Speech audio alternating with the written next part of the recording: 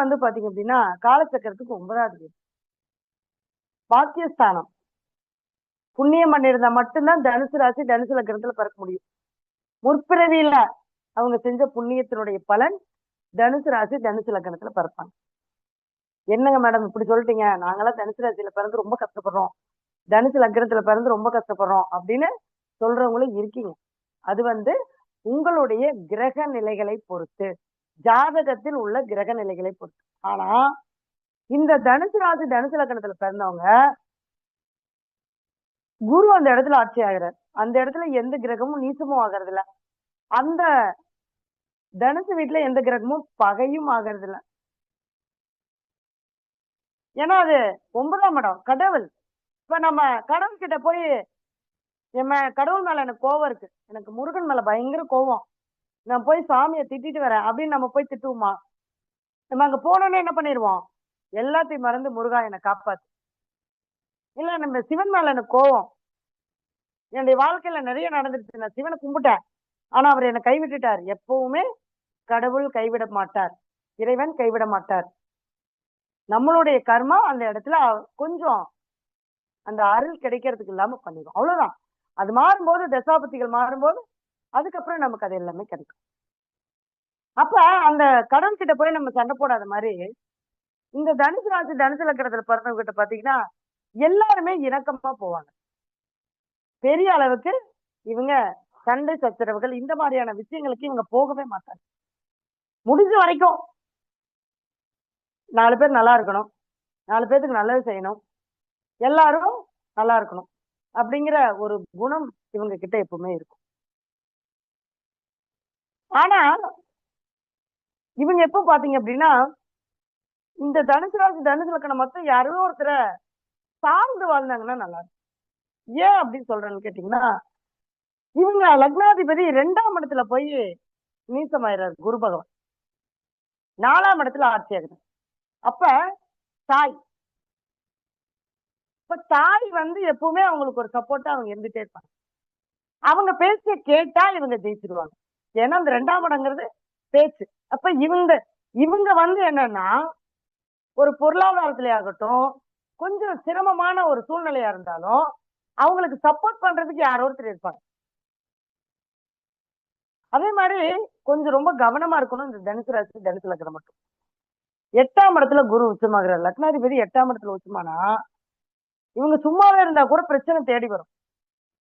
இவங்க சண்டைக்கு போக மாட்டாங்க, எந்த ஒரு பிரச்சனைக்கும் போக மாட்டாங்க, கெட்ட பேர் வாங்க மாட்டாங்க. ஆனா தானா நடக்கும். சந்திரன் தனுசு ராசி குரு கடகத்துல உச்சமாகுது. நான் அதனாலதான் இந்த தனுசுக்கும் கடகத்துக்கும் ஒரு லிங்க் பண்ணுவேன். எப்படின்னு கேட்டீங்கன்னா 6 8 வந்தர்னு கூட இந்த தனுசுக்கும் கடகத்துக்கும் திருமணம் பண்ணலாம் அப்படின்னு சொல்றேன். ஏன்னா தனுசு ராசி கடக ராசி. ஏன்னா இந்த ராசி அதிபதி அங்க குரு போய் உச்சமாகிறார். 8ஆம் இடம் மாங்கல்ய ஸ்தானம் இல்லையா? அப்ப திருமணம் பண்ணா அவங்களுக்குள்ள பிரிவினை வராது. சண்டை போட்டுக்குவாங்க, யார் சண்டை போடாம இருக்காங்க, ஆனா அந்த ஒரு பிரிவினை அப்படிங்கிறது அவங்களுக்குள்ள வராது. அதே மாதிரி பாத்தீங்க அப்படின்னா குரு 2ஆம் இடத்துல. அப்ப இவங்க யாருக்கையாவது பணம் கொடுத்தாங்கன்னா திருப்பி வருமானா வராது. பணத்துக்கு ஒரு மரியாதை கொடுக்க மாட்டாங்க.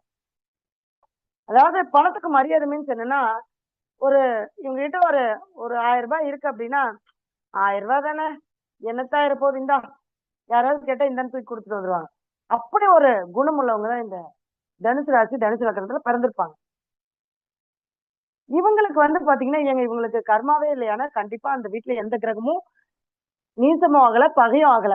கர்மா இருக்கும், அது அவங்கவுங்களுடைய ஜாதக கிரக அமைப்புகளை பொறுத்து. ஆனா இந்த தனுசு ராசி தனுசு லக்னத்துல பிறந்தவங்க மட்டும் வேலை அப்படிங்கிற ஒரு விஷயத்துல ரொம்ப போராடுவாங்க. நல்லா வேலை செய்வாங்க, நல்லா உழைப்பாங்க, பட் அடுத்த ஸ்டேஜுக்கு போக முடியும். இவங்க ஒரு வேலைக்கு போறாங்க அப்படின்னா இவங்களுக்கு கீழே வந்தவங்க முன்னாடி வந்துருவாங்க, இவங்க அதே ஸ்டேஜில் இருப்பாங்க. ஏன்னா அடுத்த பதவி அப்படிங்கிறது நமக்கு அடுத்த போஸ்டிங், கௌரவம் மரியாதை, அது 10ஆம் இடம்.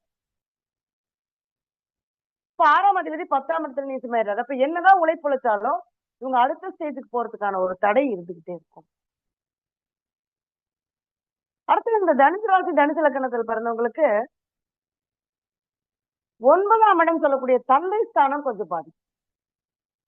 இவங்க மனசுக்கு நிறைவான ஒரு தந்தையுடைய அன்போ, பாசமோ, ஒரு அரவணைப்போ இவங்களுக்கு கிடைக்காது. அதுல சூரியன் வளர்த்திருந்தா 50% கிடைக்கும். சூரியன் வந்து நீச்சமா இருந்தா கண்டிப்பா 100% அவங்களுக்கு கிடைக்காது அப்படின்னு நம்ம சொல்லிடலாம். அது கிரகங்கள் நிக்கக்கூடிய நிலையை பொறுத்து. அப்ப இந்த தனுசு ராசி, தனுசு லக்னத்துல பிறந்தவங்க